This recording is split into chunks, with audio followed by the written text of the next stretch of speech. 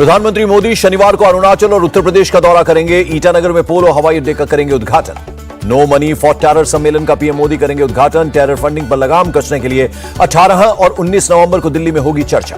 सम्मेलन से पाकिस्तान ने किया किनारा। दिल्ली में होने वाली कॉन्फ्रेंस में 78 देश लेंगे हिस्सा। चीन ने अभी तक नहीं भरी है हामी। ज्ञानवापी केस में हिंदू पक्ष की एक और बड़ी जीत। कोर्ट ने कहा मामला सुनने योग्य, मुस्लिम पक्ष की याचिका खारिज। ज्ञानवापी पर 2 दिसंबर को होगी सुनवाई। वाराणसी कोर्ट में अब पूजा करने की याचिका पर होगी सुनवाई। रामपुर उपचुनाव में वोट नहीं डाल सकेंगे आजम खान। निर्वाचन रजिस्ट्रेशन अधिकारी ने दिए निर्देश। रामपुर में बीजेपी उम्मीदवार आकाश सक्सेना ने किया नामांकन। कैबिनेट मंत्री सुरेश खन्ना, मुख्तार अब्बास नकवी रहे मौजूद। शिवपाल यादव से मिले अखिलेश यादव और डिंपल यादव। मैनपुरी उपचुनाव की स्ट्रैटेजी को लेकर की चर्चा। शिवपाल यादव ने ट्वीट कर कहा, जिस बाग को नेताजी ने सींचा उसे हम अपने खून पसीने से सींचेंगे। बीजेपी ने मैनपुरी, खतौली और रामपुर उपचुनाव के लिए स्टार प्रचारकों की लिस्ट जारी की। गुजरात चुनाव में बीजेपी का जबरदस्त प्रचार। शुक्रवार को मोरबी में चुनाव प्रचार करेंगे यूपी मध्य प्रदेश के सीएम। गांधीनगर में बीजेपी नेता अल्पेश ठाकुर ने दाखिल किया नामांकन। सीएम भूपेंद्र पटेल रहे साथ। अल्पेश ठाकुर का निशाना, कहा कांग्रेस ने खो दी है जमीन, पार्टी के पास कोई जनाधार नहीं है। कांग्रेस नेता दिग्विजय सिंह ने कहा मोदी जी ने ही गुजरात का विकास कराया, यह अहंकार का सबसे बड़ा प्रमाण। दिग्विजय सिंह का बड़ा बयान, कांग्रेस गुजरात में बीजेपी, आप और एआईएमआईएम के गठबंधन के खिलाफ लड़ रही है। गुजरात में हलोल सीट पर कांग्रेस ने बदला उम्मीदवार। राजेंद्र पटेल की जगह अनीश भाई बारिया को उतारा। दिल्ली एमसीडी चुनाव के लिए बीजेपी ने स्टार प्रचारकों की लिस्ट जारी की। जेपी नड्डा, अमित शाह और राजनाथ सिंह का नाम इसमें शामिल। बॉम्बे हाईकोर्ट का शिंदे सरकार को नोटिस। बीएमसी चुनाव में 236 से घटाकर 227 सीटें करने पर मांगा जवाब। उद्धव गुट के पूर्व कॉर्पोरेटर ने दाखिल की थी याचिका। राहुल गांधी ने फिर वीर सावरकर पर उठाए सवाल। कहा उन्होंने अंग्रेजों से माफी मांगी। सावरकर की लिखी चिट्ठी भी दिखाई। सावरकर पर दिए बयान पर भड़के रंजीत सावरकर। राहुल गांधी के खिलाफ शिकायत दर्ज कराई। नागपुर में बीजेपी युवा मोर्चा और महिला मोर्चा का प्रदर्शन। राहुल का पुतला फूंका। 19 नवंबर को इंदिरा गांधी की जयंती पर कांग्रेस का ऐलान। भारत जोड़ो यात्रा में राहुल गांधी के साथ दिखेगी महिला शक्ति।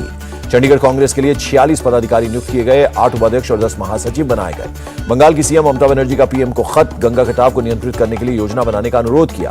चंद्रबाबू नायडू का ऐलान, 2024 में टीडीपी को अगर सत्ता में वापस नहीं बैठाया तो ये उनका आखिरी चुनाव होगा। बंगाल के बर्दवान पूर्व से टीएमसी विधायक का विवादित बयान। कहा जो बांग्लादेशी हमारी पार्टी को वोट दे उनका नाम वोटर लिस्ट में डालो। टीएमसी सांसद अभिषेक बनर्जी को कोर्ट से क्लीन चिट पर बीजेपी का बयान। जनता की अदालत करेगी फैसला। उपराष्ट्रपति ने संसदीय स्थायी समितियों के अध्यक्षों से की बात। संसद के प्रति सरकार की जवाबदेही को मजबूत बनाने पर जोर। आइजोल G20 बैठकों में से एक की मेजबानी करेगा। केंद्रीय पर्यटन मंत्री जी किशन रेड्डी का बयान। पूर्वोत्तर में पर्यटन टास्क फोर्स बनाएगी सरकार। पर्यटन मंत्री जी किशन रेड्डी बोले हाईवे किनारे 100 व्यू पॉइंट बनाए जाएंगे। कश्मीर पर लिखे अपने लेख पर बोले केंद्रीय मंत्री कानून मंत्री किरण रिजिजू 70 से अधिक सालों तक सच्चाई को दबाया। जघन्य अपराधों पर रिजिजू ने कहा देश में फास्ट ट्रैक कोर्ट का प्रावधान। 2018 में क्रिमिनल अमेंडमेंट बिल लेकर आए। गुवाहाटी में असम और मिजोरम की सरकारों में बातचीत। अंतर्राज्यीय सीमा मुद्दे को सुलझाने पर हुई चर्चा। मेघालय के पूर्व राज्यपाल सत्यपाल मलिक ने केंद्र से अग्निपथ योजना तुरंत वापस लेने की मांग की। कर्नाटक विधानसभा का शीतकालीन सत्र 19 दिसंबर से 29 दिसंबर तक चलेगा। केरल हाईकोर्ट ने सीएम के निजी सचिव की पत्नी को विश्वविद्यालय में मिली नियुक्ति के फैसले को रद्द किया।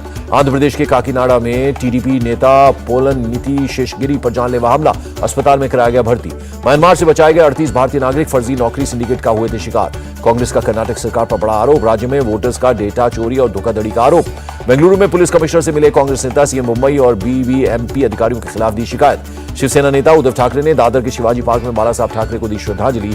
परिवार और पार्टी के दूसरे नेता भी रहे मौजूद। संयुक्त किसान मोर्चा का ऐलान, 26 नवंबर को हर प्रदेश में होगा राजभवन मार्च। मिजोरम खदान हादसे पर एनजीटी ने लिया स्वतः संज्ञान। मामला दर्ज करके अफसरों को 28 नवंबर को किया तलब। गुजरात हाईकोर्ट के जज निखिल करियल का तबादला। विरोध में हड़ताल पर गए सभी वकील।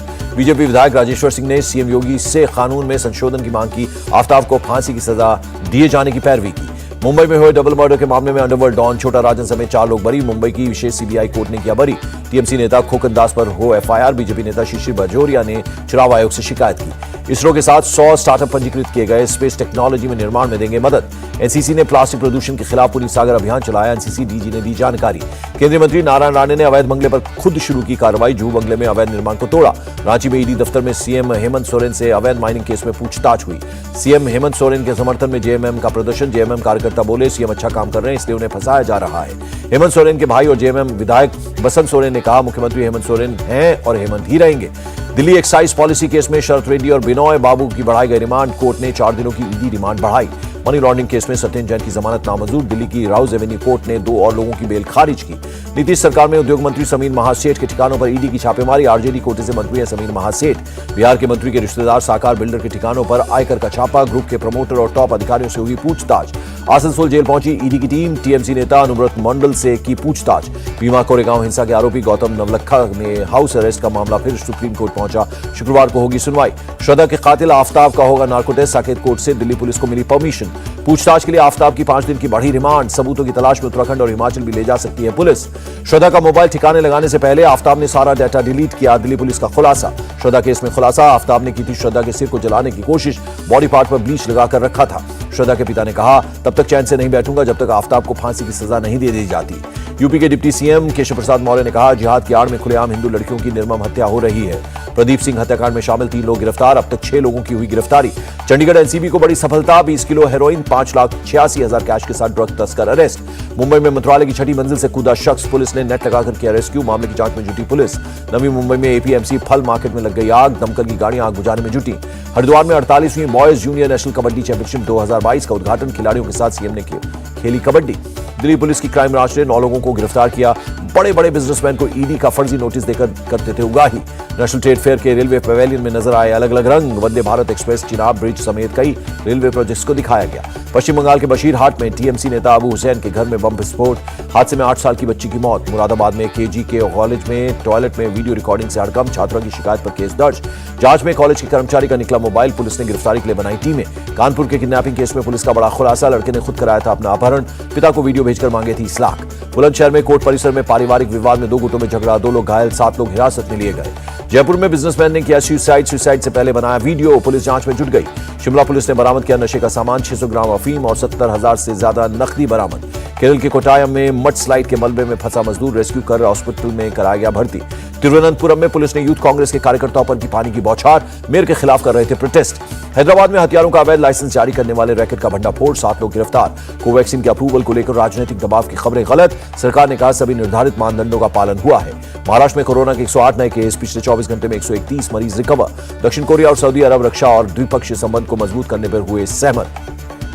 रूस ने यूक्रेन में फिर दागी मिसाइल। दक्षिण ओडेसा के क्षेत्र को किया टारगेट। अमेरिका के मिड टर्म चुनाव में विपक्षी पार्टी रिपब्लिकन्स को प्रतिनिधि सभा में मिला बहुमत। जीती 218 सीटें। G20 समिट में ट्रूडो जिनपिंग की नोकझोंक पर चीन की सफाई। कहा, जिनपिंग ने नहीं की किसी की आलोचना। संध्या देवनाथन बनी मेटा इंडिया की वाइस प्रेसिडेंट। 1 जनवरी को संभालेंगी कार्यभार। रूसी तेल के प्राइस कैप को लेकर पेट्रोलियम मंत्री ने कहा, अगर लॉजिस्टिक्स की समस्या आती है तो बाजार उससे निपटेगा। अमेजॉन ने अमेरिका में बड़े पैमाने पर शुरू की छटनी। कर्मचारियों को दिए जा रहे हैं बाहर जाने के नोटिस। ट्विटर के लिए नया सीईओ तलाश रहा है एलन मस्क। कंपनी के कर्मचारियों को हार्ड वर्क करने के लिए कहा। रुपए में 37 पैसे की गिरावट दर्ज। 1 अमेरिकी डॉलर 81 रुपए 63 पैसे पर रहा। शेयर बाजार गिरावट के साथ बंद। सेंसेक्स 230 अंक गिरकर 61,750 पर बंद हुआ। निफ्टी भी 65 अंक लुढ़का।